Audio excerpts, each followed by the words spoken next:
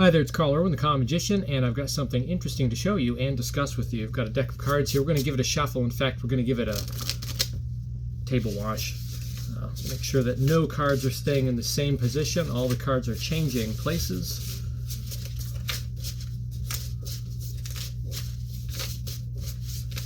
And just to be certain that it's fair, we'll give it a riffle, bearing the top and bottom, riffle, strip,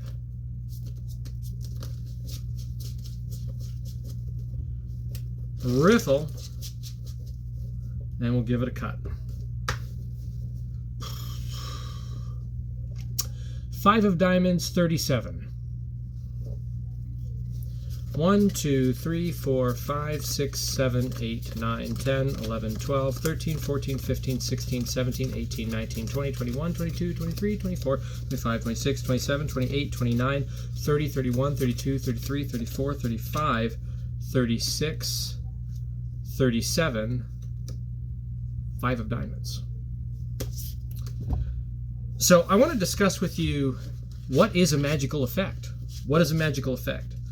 And this is going to mean different things to different people. I think in terms of the experience, a magical effect has to be something that is not understood, something that is either impossible or improbable, and the means by which it is accomplished is not understood, and not accessible to be understood.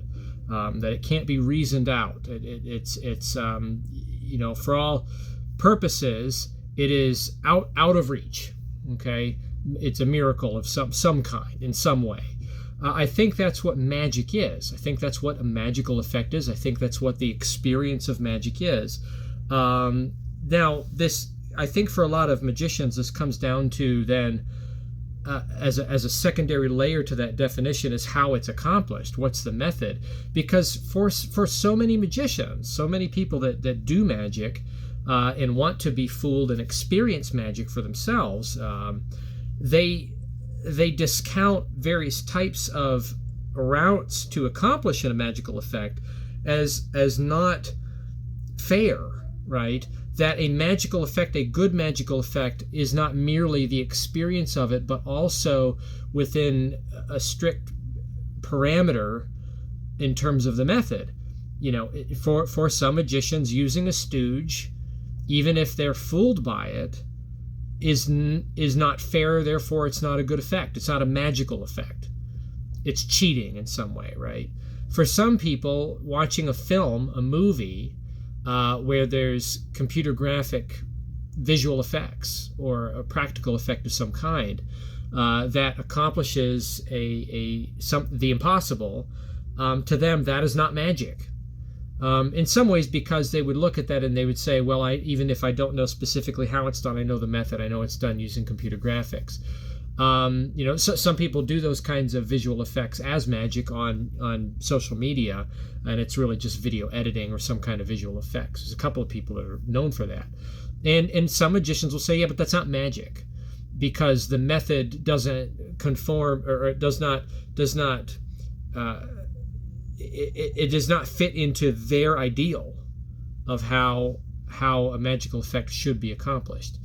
So why do I bring this up? Okay, this little thing here, which I did as an homage to another magician who you obviously know who it is right now. If you watch my channel and you watch magic channels, you would run into someone who does things like that in particular. And I covered this like 3 years ago, I think, and I'm just getting a comment now about, you know, explain the method, explain how you did it. My guess is that they're looking at that person doing that kind of stuff. They see me do it and they want to know, well, why can't you share that? I can share it, and I'm going to share it. I might as well, just because it's really simple, it's really direct. So I'm going to give this. But you know, this person who wants to know, you're going to be disappointed. You're going to be disappointed because you have to understand that feeling that you have that is magic. It's only magic until you know how it works. And because of this issue I'm talking about methods fitting into particular parameters, you're going to discount this and you won't like it. So how does this work? And the reason why I'm bothering to do this is to hopefully open up the minds of a number of people out there to consider that stooges are fine. You know, a number of different methods.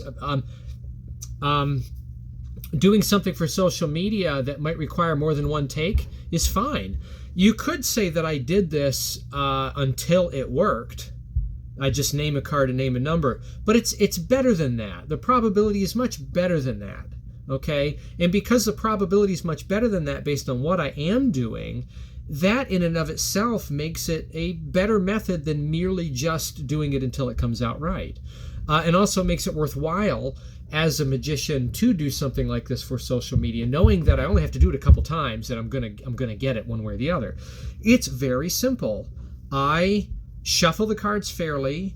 On the last riffle, I peek the top card, 8 of spades, and then when I do the final cut, I attempt to cut 16 cards.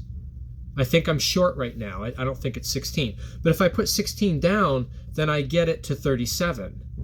I think this is short. I think this is actually 14. So this would be 14 from the bottom if I'm right here. 1, 2, 3, 4, 5, 6, 7, 8, 9, 10, 11, 12, 13. It's actually 13. So is that right? Did I count it right?